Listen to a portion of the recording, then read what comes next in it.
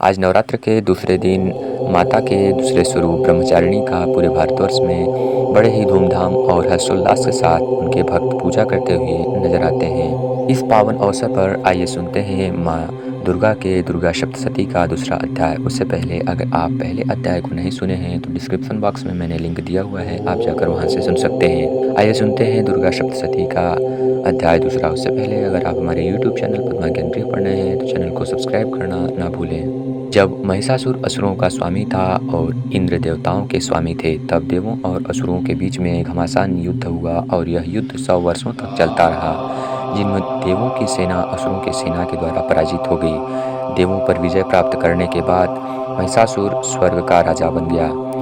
तब प्राणियों के स्वामी ब्रह्मा के नेतृत्व में पराजित देवता उस स्थान पर गए जहाँ पर भगवान शिव और विष्णु जी थे। देवों ने उन्हें विस्तार से सारी बात कह बताई।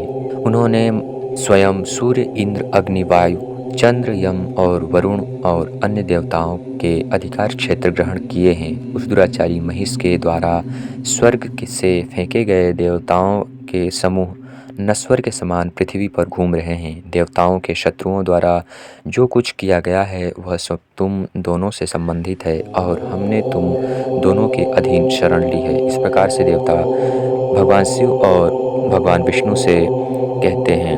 इस प्रकार देवों के शब्दों को सुनकर भगवान विष्णु और भगवान शिव भी क्रोधित हो गए। उनके चेहरे भौहें से भयंकर हो गए। विष्णु के मुख से जो तीव्र क्रोध से भरे हुए थे और ब्रह्मा और शिव के मुख से भी एक महान प्रकाश निकला। इंद्र तथा अन्य देवों के शरीर से भी एक बहुत बड़ा प्रकाश उत्पन्न हुआ और सभी यह प्रकाश एक साथ एकजुट हो गया। देवों ने देखा कि पर्वत के समान अत्यधिक प्रज्वलित प्रकाश की एक सघनता उनकी लपटों से सभी दिशाओं में व्याप्त है। तब समस्त देवों के शरीरों से उत्पन्न यह अनुपम प्रकाश तीनों लोकों में व्याप्त होकर एक हो गया और स्त्री रूप बन गया। इसके द्वारा जो शिव का प्रकाश था उसका चेहरा अस्तित्व में आया। यम के प्रकाश से उनके बाल, विष्णु के प्रकाश से उनकी भुजाएं और चंद्रमा के प्रकाश से दोनों स्तनों, इंद्र के प्रकाश से उनकी कमर, वरुण के प्रकाश से उनकी टांगें और जांघें और पृथ्वी के प्रकाश से उनके कुल्हे। ब्रह्मा के प्रकाश से पैर अस्तित्व में आए। सूर्य के प्रकाश से पैर की उंगलियां, वसु से उनकी उंगलियों, कुबेर से उनकी नाक, प्रजापति के प्रकाश से उनके दांत निकले और उसी प्रकार अग्नि के प्रकाश से उनके 3 नेत्र बने। 2 संध्याओं का प्रकाश उनकी भौहें बन गया। वायु का प्रकाश उनके कान, अन्य देवों की रोशनी का भी प्रकट होना देवी के प्रकट होने का योगदान बना रहा। तब उसे देखकर जो सभी देवों की इकट्ठी रोशनी से अस्तित्व में आई थी, महिषासुर द्वारा उत्पीड़ित अमरों ने आनंद का अनुभव किया। भगवान शिव ने इन्हें त्रिशूल दिया, विष्णु ने अपने चक्र को निकाल कर दिया, वरुण ने एक शंख दिया, अग्नि ने एक भाला और मरुता ने धनुष और बाणों से भरा 2 तरकस दिए।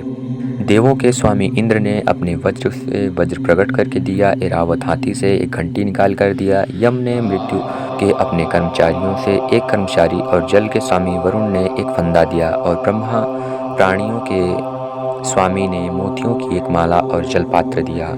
सूर्य ने उनकी त्वचा के सभी क्षेत्रों पर अपनी किरणें डाली और काल ने एक बेदाग तलवार और ढाल दी। क्षीरसागर ने निर्मल हार, एक जोड़ी अविनाशी वस्त्र, एक दिव्य गहना, एक जोड़ी कुंडल कंगन, एक चमकीला अर्धचंद्र गहना, सभी भुजाओं में बाजूबंद, एक जोड़ी दीप्तिमान पायल, एक अनोखा हार और सभी उंगलियों के लिए बेहतरीन अंगूठियां दी।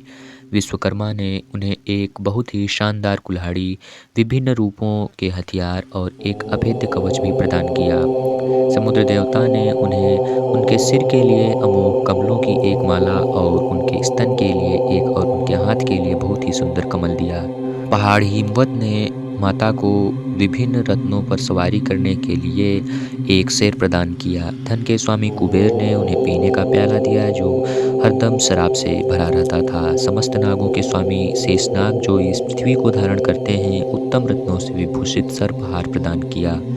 इसी तरह अन्य देवी देवताओं के द्वारा आभूषणों और शस्त्रों से सम्मानित हो देवी जोर जोर से गर्जना करने लगती हैं। उनके अनंत अत्यधिक महान भयानक गर्जना से पूरा आकाश आह्लादित हो रहा था और महान प्रतिध्वनि हो रही थी। कांप उठे सारे लोग, कांप उठे समुद्र, धरती कांप उठी और सारे पहाड़ कंपायमान हो गए। आपकी जय हो। देवों ने उनकी स्तुति की और खुश हो गए। ऋषियों ने जिन्होंने भक्ति से अपना शरीर झुकाया उनकी प्रशंसा की। तीनों लोगों को देखकर देवों के शत्रु उत्तेजित हो गए। उन्होंने अपनी सभी सेनाओं का संगठन किया और उन्नत हथियारों के साथ एक साथ युद्ध करने के लिए तत्पर हो गए। महिषासुर क्रोध में चिल्लाया, हाँ, यह क्या है? असंख्य असुरों से घिरे उस गर्जना की ओर दौड़े। तब उन्होंने देवी को अपने तेज से तीनों लोकों में व्याप्त देखा। अपने पैरों के निशान से पृथ्वी को झुकना, आकाश को अपने मुकुट से खुरचना, धनुष की टंकार से पाताल को हिलाना, अपनी सहस्त्र भुजाओं की ताकत से चारों ओर त्राहि त्राहि मचाने वाली देवी को देखते हैं वे उनके मन में भय उत्पन्न होने लगता है। तब उस देवी के शत्रुओं और देवताओं के शत्रुओं अर्थात असुरों से देवी का युद्ध होने लगा, जिसमें आकाश के तिमाहियों को अस्त्र शस्त्रों से प्रकाशमान किया गया था और बाहुओं को नाना प्रकार से फेंका जा रहा था। महिषासुर के सेनापति सिक्सुरा और कैमारा नामक एक महान असुर, जिनमें 4 भागों वाली सेना शामिल थी, और यह अन्य असुर लड़े। 60,000 रथों के साथ उदग्र नामक एक महान असुर और करोड़ों रथों वाले महाहनु ने युद्ध किया। सिलोमन एक और महान असुर 15 लाख रथों के साथ और बासकला 6 लाख के साथ उस लड़ाई में लड़े। प्रवरिता हजारों हाथियों और घोड़ों के साथ करोड़ों रथों से घिरी हुई उस युद्ध में वीरतापूर्वक लड़ी जा रही थी। 500 करोड़ के रथों से घिरे हुए इस युद्ध में बिदाल नाम का एक असुर भी भयंकर लड़ाई किया था और अन्य महान असुर युद्ध में देवी के साथ बड़े ही वीरतापूर्वक युद्ध कर रहे थे। महिषासुर हजारों करोड़ों घोड़ों, हाथियों और रथों के साथ उस युद्ध में घिर गया था। अन्य असुरों ने देवी के खिलाफ लड़ाई में लोहे की गदाओं और भालों के साथ युद्ध करते हुए दिखाई दिए। तलवारों, कुल्हाड़ियों और पशुओं के साथ लड़ाई लड़ते भी कुछ असुर दिखाई देते थे। किसी ने भाला फेंका तो किसी ने फंदा। वे देवी पर तलवारों से भी हमला करते थे, लेकिन देवी चंडिका ने अपने अस्त्र शस्त्रों की वर्षा करते हुए बड़े ही सरलता से उन सभी अस्त्र शस्त्रों के टुकड़े टुकड़े कर उन्हें खंडित कर डाला। उनके चेहरे पर बिना किसी तनाव के और देवताओं और ऋषियों ने उनकी प्रशंसा की। ईश्वरी ने असुरों के शरीर पर अपने हथियार और तेजी से फेंक रहे थे और सिंह भी, जो देवी को ले जा रहा था, क्रोध में अपने अयाल को हिलाता हुआ असुरों के यजमानों के बीच जंगलों में जिस प्रकार से आग चलती है उस प्रकार से वे शत्रुओं के बीच में दौड़ रहा था। अंबिका ने युद्ध में जो आह भरी थी वह एक बार में ही सैकड़ों और हजारों की संख्या में उनकी सेना बन जाती थी। देवी की शक्तियों से उत्साहित उन सेना ने कुल्हाड़ियों, भालों, तलवारों, परशुओं से युद्ध करना आरंभ कर दिया और इस प्रकार से असुरों को नष्ट कर दिया। इन सेनाओं में से कुछ ने ढोल बजाया, कुछ ने शंख बजाया और कुछ ने युद्ध की उत्सव की खबर मचाई। तब देवी ने अपने त्रिशूल, गदा, भालों की वर्षा, तलवार आदि से सैकड़ों असुरों को मृत्यु के घाट उतार दिया। अन्य लोगों को गिरा दिया तो उनकी घंटी की आवाज से स्तब्ध हो रहे थे और दूसरों को अपने फंदे से बांधकर उन्हें घसीटकर भूमि पर गिराती रहीं। कुछ उनकी तलवार के तेज प्रहार से 2 टुकड़े में बट गए और अन्य उनकी गदा के वार से धराशायी हो गए, जमीन पर गिरे हुए, और कुछ को डंडे से मारकर गंभीर रूप से खून की उल्टियाँ हुई। उसके त्रिशूल से छाती में चुभने से कुछ जमीन पर गिरे।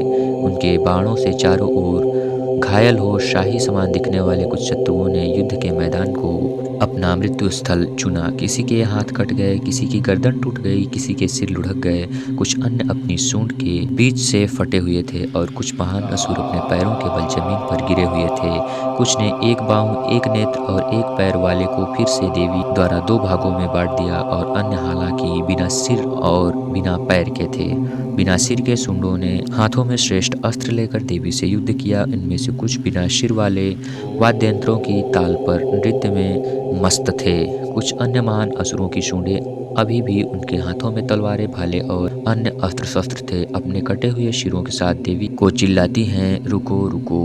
पृथ्वी पर यह भाग जहाँ पर युद्ध लड़ा गया था, असुरों, हाथियों, घोड़ों और रथों के मारे जाने के कारण अगम्य हो गया था। वहाँ जाना सुलभ नहीं था। असुरों की उस सेना के बीच असुरों, हाथियों, घोड़ों का विपुल रक्त तुरंत ही बहुत बड़ी नदी की तरह बहने लगा। जैसे लकड़ी और तिनके के ढेर को अग्निभस्म भस्म कर देती है, वैसे ही माता दुर्गा ने असुरों की उस विशाल सेना को क्षण भर में ही तबाह कर दिया और उनका वाहन शेर कांपते हुए अयाल के साथ जोर-जोर से गर्जना कर रहा था। युद्ध के मैदान में घूमता हुआ देवियों के शत्रुओं के शरीर से महत्वपूर्ण सांसों को खोजने के लिए प्रकट किया कि स्वर्ग के देवों ने पुष्प वर्षा कर उनकी स्तुति की। यहाँ मार्कंडेय पुराण के श्रावणी मनु के काल में देवी महात्मा के महिषासुर की सेनाओं का वध नामक दूसरा अध्याय समाप्त होता है। मिलेंगे जल्द ही श्री दुर्गा सप्तशती अध्याय 3 के अनुसार। बने रहिए हमारे YouTube चैनल पद्मा ज्ञान गृह पर। Thank you.